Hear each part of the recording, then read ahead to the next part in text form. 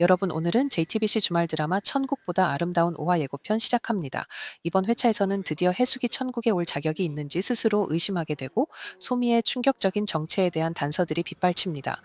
게다가 해숙이 숨기고 있었던 젊은 시절 충격적 과거까지 드러나면서 지금껏 우리가 알던 해숙과 완전히 다른 면모가 펼쳐질 예정입니다. 자, 이제 오화 예고로 들어가 보시죠.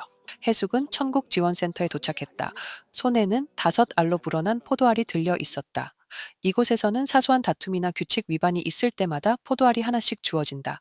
6알이 되면 천국에 더 이상 머물 수 없다. 해숙은 손바닥 위 포도알을 바라보았다. 자신에게 남은 기회가 얼마나 위태로운지 누구보다 잘 알고 있었다. 멀리서 지켜보던 센터장과 소울리스는 말없이 숨을 죽였다. 모든 것은 지금부터 시작이었다. 해숙은 포도알을 하나하나 세었다. 맑은 소리와 함께 알들이 부딪히며 흔들렸다. 5알이나 됐네. 그녀는 입술을 꾹 누르고 손끝에 전해지는 진동을 느꼈다. 포도알의 떨림이 손끝을 타고 심장까지 전해졌다. 이제 한 번만 더 잘못하면 끝나는 거야. 센터장이 천천히 다가와 조심스럽게 말을 건넸다. 해숙님, 아직 늦지 않았습니다. 6알이 되지 않는 한 당신은 천국에 머물 수 있어요. 해숙은 애써 고개를 끄덕였지만 표정은 쉽게 풀리지 않았다. 곧이어 무표정한 솔리스가 다가왔다. 건조한 목소리가 공간을 가로질렀다. 하지만요, 포도알은 언제든 하나 더 생길 수 있습니다. 짧은 경고가 공기 속을 무겁게 만들었고 해숙의 손이 가볍게 떨렸다. 조명은 서서히 어두워지고 붉은 빛을 머금은 포도알은 불길하게 흔들렸다. 해숙은 손을 뻗었지만 끝내 포도알에 닿지 못하고 손끝이 허공을 맴돌 뿐이었다. 해숙의 눈앞에 과거의 기억이 겹쳐졌다. 흰 눈이 소복히 쌓인 골목길, 눈 덮인 길 위에 주저앉은 작은 소녀의 뒷모습이 아련하게 비친다. 해숙은 숨을 삼키듯 조용히 눈을 감는다. 그 순간, 해숙은 조심스럽게 손을 뻗지만 막상 포도알을 만지려는 순간 멈춰선다. 그녀의 눈빛이 흔들린다. 포도알 너머로 과거의 잔상들이 어렴풋이 겹쳐진다. 해숙은 여전히 붉게 물든 포도알을 바라본다. 손끝이 떨리고 숨소리는 가늘어진다. 포도알이 흔들릴 때마다 해숙의 눈빛도 함께 흔들린다. 서서히 기억이 열린다. 카메라는 해숙의 흐릿해지는 눈동자를 따라 플래시백으로 자연스럽게 빠져든다. 희뿌연 겨울 하늘, 눈발이 쉴 새 없이 흩날리는 거리. 젊은 시절의 해숙은 무릎까지 내려오는 회색 코트를 입고 좁은 골목에 서 있다. 코트 깃을 여미며 떨리는 손으로 주머니를 움켜쥔다. 골목 한가운데 작은 소녀가 무릎을 꿇고 있다. 희미한 눈발 사이로 소녀의 다리에는 붉은 피가 스며들고 있었다. 소녀는 떨리는 손을 뻗으며 해숙을 바라본다. 언니, 가지 마요. 제발. 해숙은 한 걸음 뒤로 물러서서 두 눈을 꼭 감은 채 겨우 숨을 삼킨다. 눈보라가 몰아치고 소녀의 목소리는 점점 멀어진다. 해숙은 주저하다가 끝내 고개를 돌려 그대로 골목을 빠져나가며 뒤를 돌아보지 않는다. 소녀의 울음소리가 허공에 퍼지고 세상은 눈으로 뒤덮인다. 천국지원센터. 해숙은 헐떡이며 정신을 차리고 포도알은 여전히 붉게 빛나며 미세하게 떨리고 있다. 센터장과 소울리스는 거리를 두고 해숙을 지켜보고 센터장의 손에 들린 단말기에서 경고음이 울린다. 띠링. 이때 시스템 경고가 울린다. 포도알 불안정성 감지. 과거 검증 요청. 센터장은 고개를 숙인다. 소울리스는 무표정하게 화면을 살피며 조용히 퇴장한다. 해숙은 붉은 포도알을 뚫어지게 바라본다. 손끝으로 살짝 스치듯 다가가지만 끝내 손을 떼고 만다. 조용한 공간 속에 해숙이 떨리는 목소리로 혼잣말을 한다. 내가 그때 그냥 손을 잡아줬더라면 지금쯤 뭐가 달라졌을까? 말을 끝내기도 전에 해숙의 눈에 눈물이 맺히고 고개를 숙이며 붉은 포도알을 붙들 듯 움켜쥔다. 서로 다른 시간대에 해숙이 같은 죄책감 속에서 몸을 떤다. 그때 천국지원센터 복도 끝에서 흐릿한 실루엣 하나가 조용히 해숙을 바라본다. 소미였다. 소미는 어딘가 알 수 없는 표정으로 해숙의 고뇌를 무심하게 지켜보고 있었다. 마치 오래전부터 이 모든 걸 알고 있었다는 듯이. 천국지원센터 광장.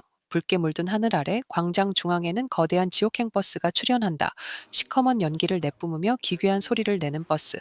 해숙은 멀리서 버스를 바라보며 몸을 움츠린다. 아무리 발버둥 쳐도 보이지 않는 힘에 의해 천천히 버스 쪽으로 끌려간다. 낙주는 사람들을 밀치며 미친 듯이 해숙에게 달려가 손을 뻗지만 몇 발자국 자격이 차이로 손끝이 허공을 가른다. 지옥행 버스의 문이 칙 소리를 내며 열리고 해숙은 그대로 버스 안으로 빨려 들어간다. 버스 문이 닫히고 어두운 연기와 함께 사라진다. 센터장 사무실 문을 박차고 들어온 낙주는 옷자락은 헝클어져 있고 눈은 충혈돼 있다. 센터장님, 해숙이가 지옥행 버스에 태워졌어요. 센터장은 무거운 표정으로 고개를 끄덕인다.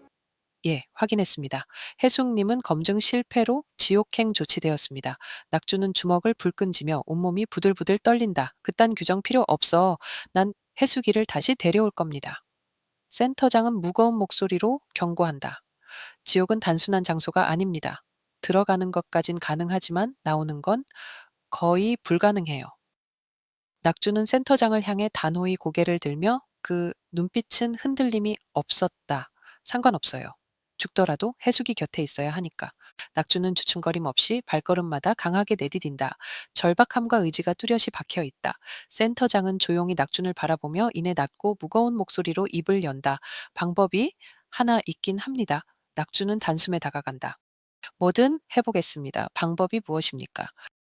센터장은 손에 들고 있던 얇은 수첩을 책상 위에 내려놓고 수첩 안에는 작은 글씨로 빼곡히 적힌 임무들이 적혀 있다. 지옥에서 해숙님이 저지른 모든 미련과 죄책감을 당신 스스로 찾아가 해소시켜야 합니다. 낙주는 숨을 삼킨다. 그게 무슨 말이죠? 센터장은 천천히 설명을 이어간다. 해숙님이 과거에 미처 풀지 못한 인연들, 잊어버린 죄책감, 버려진 기억들, 지옥은 그것들을 조각처럼 흩어놓습니다. 지금 그 조각들을 다 찾아서 해숙님 스스로 용서하고 해숙님이 스스로 자신을 인정해야만 다시 천국으로 돌아올 수 있습니다. 낙주는 수첩을 움켜쥔다. 그 안에는 첫 번째 기억, 두 번째 미련, 세 번째 죄책감. 이런 식으로 항목이 빼곡히 적혀 있다. 센터장은 마지막으로 덧붙인다. 지옥은 사람을 잊게 만듭니다. 당신을 해숙님이 알아보지 못할 수도 있어요. 순간 낙준의 눈빛이 흔들리지만 곧 굳은 결심이 선다. 상관없어요. 해숙이가 날 몰라봐도 내가 해숙이를 기억하면 되니까. 해선 낙주는 잠시 숨을 고르고 단호하게 중얼거린다. 기다려 해수가. 내가 반드시 다시 데려올게. 지옥 게이트가 붉은 빛과 함께 천천히 열린다. 낙주는 그 안으로 주저없이 뛰어든다. 저 멀리 붉은 안개 속에 흐릿한 형체 하나, 해숙이었다. 그리고 그 곁에 서 있는 알 수 없는 미소를 짓는 소미. 붉은 연기가 뿌옇게 깔린 지옥, 바닥은 갈라지고 공기는 숨 쉴 틈 없이 뜨겁고 낙주는 두 눈을 가늘게 뜨며 폐허 속을 가로지른다. 멀리 무너진 건물잔의 틈 사이로 흐릿하게 두 사람의 형체가 보인다. 그 중 한 사람, 해숙이다. 해숙은 퀭한 눈으로 허공을 응시하며 앉아 있다.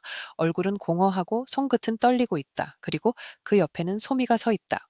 소미는 짙은 미소를 지으며 해숙을 바라보고 그 미소엔 무언가 섬뜩한 기운이 섞여 있었다. 낙주는 가쁜 숨을 몰아쉬며 외친다. 해숙아, 나야, 낙준이야. 하지만 해숙은 고개를 들지 않는다.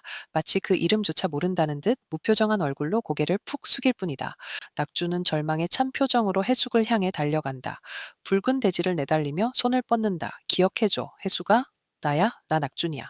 그 순간 소미가 조용히 고개를 드는데 그 눈빛은 냉랭하고 차가웠다. 소미는 천천히 입술을 열며 속삭인다. 여긴 당신이 들어올 곳이 아니야.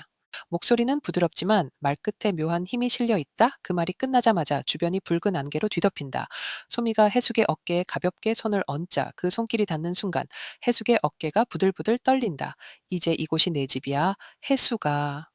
소미의 속삭임에 해숙은 마치 최면에라도 걸린 듯 눈을 감는다. 낙주는 붉은 벽 앞에서 무릎을 꿇고 피로 얼룩진 땅을 손바닥으로 움켜쥐며 절규한다. 포기 안 해. 해수가 절대 포기 안 해. 널 꼭 다시 데려간다. 붉은 안개는 점점 더 짙어지고 화면은 낙준의 일그러진 얼굴을 마지막으로 서서히 암전된다. 붉은 연기 너머 소미의 얼굴이 클로즈업 된다. 그 입꼬리가 천천히 아주 서늘하게 올라간다. 그리고 소미의 속삭임. 기억해. 넌 이미 여길 선택했어. 붉은 안개 속 희미하게 들려오는 해숙의 중얼거림. 난 잘못했어. 그 아이를 버렸어. 그 순간 낙준의 눈빛이 달라진다. 해숙의 죄책감, 해숙의 미련, 그 모든 것이 이 지옥에 흩어져 있다는 걸 깨닫는다. 낙준은 수첩을 꺼내어 손바닥에 펼친다. 거기에는 빼곡히 적혀 있는 미션들, 첫 번째 기억, 두 번째 미련, 세 번째 죄책감. 낙준은 숨을 크게 들이쉬고 중얼거린다. 좋아, 하나하나 찾아내자. 해수가 네가 날 기억하게 만들고 너를 다시 천국으로 데리고 가는 거야. 낙준의 목소리가 울린다. 비명에 가까운 외침이었다. 기다려, 해수가 널 잊게 내버려 두지 않아. 다시 꼭 다시 데려간다. 붉은 안개 속으로 사라지는 낙준. 붉게 번진 화면 위로 마지막으로 소미의 서늘한 속삭임이 퍼진다. 과연 기억이란 게 그렇게 쉽게 돌아올까? 자, 이렇게 해서 오늘 천국보다 아름다운 5화 뇌피셜 함께 달려봤습니다. 해숙이 천국에 올 자격을 스스로 의심하게 되고 숨겨왔던 젊은 시절의 비밀까지 드러나면서 점점 깊어지는 이야기에 몰입하게 되는데요. 그리고 지옥에 끌려간 해숙을 되찾기 위한 낙준의 치열한 여정이 본격적으로 시작됩니다. 과연 낙준은 해숙을 다시 천국으로 데려올 수 있을지, 소미의 정체는 무엇일지 앞으로의 이야기를 기대해 주세요. 오늘도 끝까지 봐주셔서 사랑합니다. 구독과 좋아요는 시상소가 새로운 상상을 펼치는데 큰 힘이 됩니다. 구독, 좋아요 잊지 마세요. 그럼 다음 이야기에서 다시 만나요.